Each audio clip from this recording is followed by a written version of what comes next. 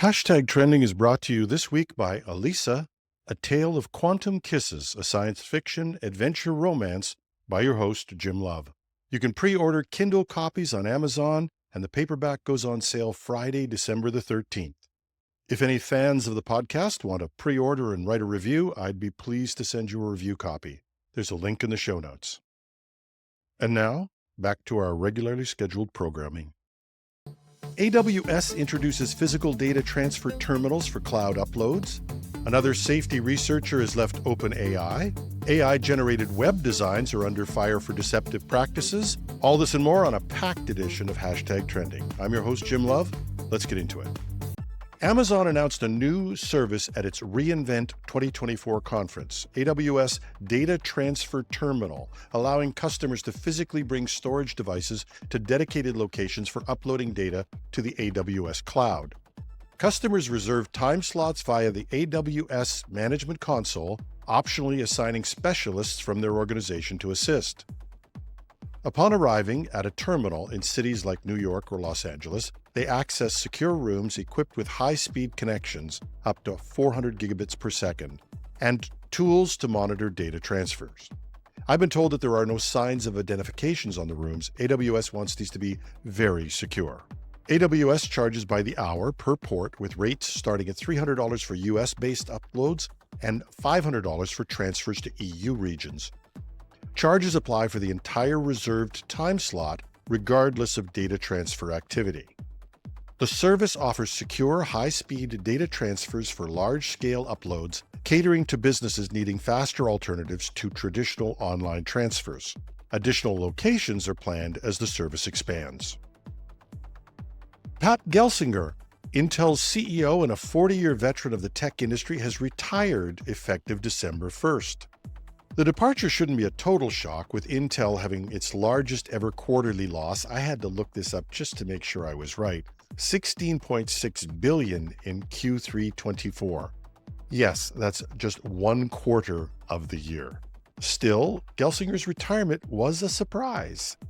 An article in the Register asked, who had this on their bingo card? Gelsinger, who led the design of Intel's iconic 8486 processor and then returned as CEO in 2021, described his time at Intel as the honor of my lifetime. Despite setbacks, he expressed pride in his team's efforts to restructure Intel, investing in manufacturing and innovation to position the company for current market dynamics. Interim leadership will be shared by CFO David Zinsser and Intel Products CEO Michelle Johnston Holthaus as the board searches for a permanent replacement. Independent Chair Frank Yeary, now interim executive chair, acknowledged Gelsinger's contributions but emphasized the need to rebuild investor confidence and address ongoing challenges. Intel has faced product delays, processor defects, and a shift in data center spending towards GPUs for AI training, which has impacted its core server chip business. The company has plans to separate its foundry and product businesses to improve focus and competitiveness. Now, before everybody gets on the Intel is dead bandwagon, there are signs that Intel's new chips are keeping up in the PC market, even against competitors like ARM, but there's still some real challenges in the data center and AI market. And speaking of departures, another safety researcher has left OpenAI. Rosie Campbell announced her resignation following the disbandment of the AGI readiness team, which advised on managing advanced AI safety. Campbell's decision follows the resignation of Miles Brundage, who led the team. In a Substack post, she expressed concern about OpenAI's shift towards commercialization, saying, "I've always been driven by the mission of ensuring safe and beneficial AGI, but I believe I can pursue this more effectively externally." Campbell praised OpenAI's leadership in critical safety research, saying, "During my time here, I worked on issues like digital sentience and governing agentic systems, and I'm glad OpenAI supported this type of policy research." However, she also expressed concerns about recent changes, including the company's shift to a for-profit model and increased focus on commercialization. These moves, she said, left her unsettled. OpenAI has recently transitioned to a for-profit model, ramping up products, rollouts, and expanding its sales staff. While CEO Sam Altman defends the changes as necessary to secure funding, critics, including departing researchers, worry the company might be compromising its mission. And speaking of ethics and AI, a recent study reveals that AI tools like ChatGPT and others are generating websites laden with manipulative design tactics. Researchers tasked ChatGPT with creating e-commerce pages using neutral prompts. The result? Every page included deceptive patterns such as fake discounts, urgency messages, and even fabricated reviews. On average, each design had 5 manipulative elements. Experts warn these practices exploit psychological triggers to influence user behavior, raising ethical concerns.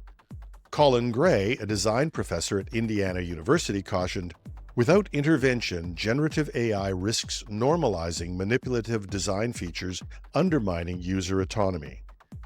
The study also highlighted the broader challenge. Many participants were satisfied with the AI-generated designs, overlooking their ethical implications. AI ethicist Carissa Valiz from Oxford pointed out that AI reflects the unethical practices found in its training data, amplifying the existing issues. AI didn't invent deceptive marketing.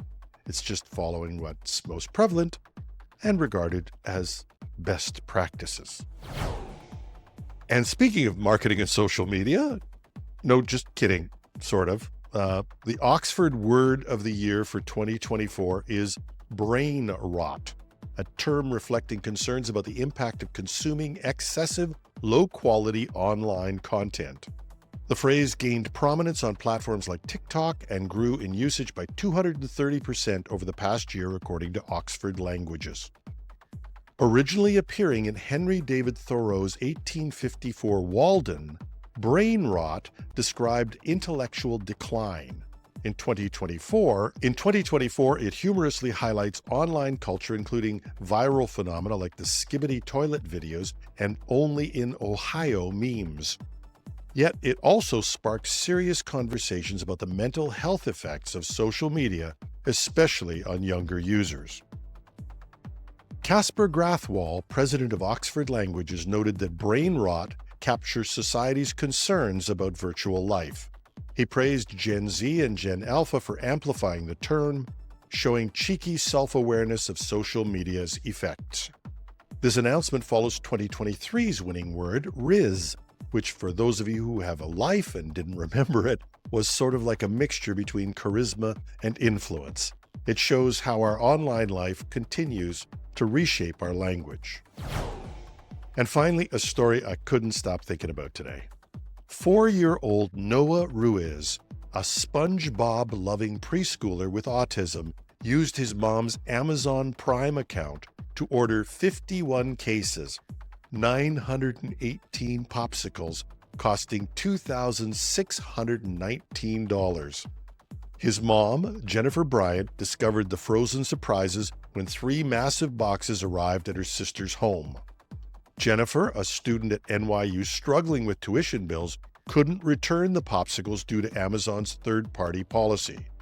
Fortunately, a friend started a GoFundMe, which quickly raised enough to cover the bill and more, allowing Jennifer to pay for Noah's educational needs.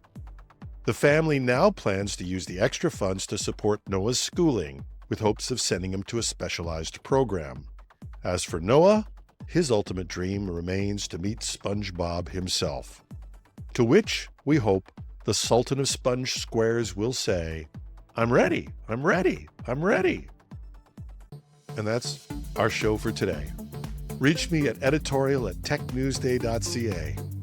I'm your host, Jim Love. Have a terrific Tuesday.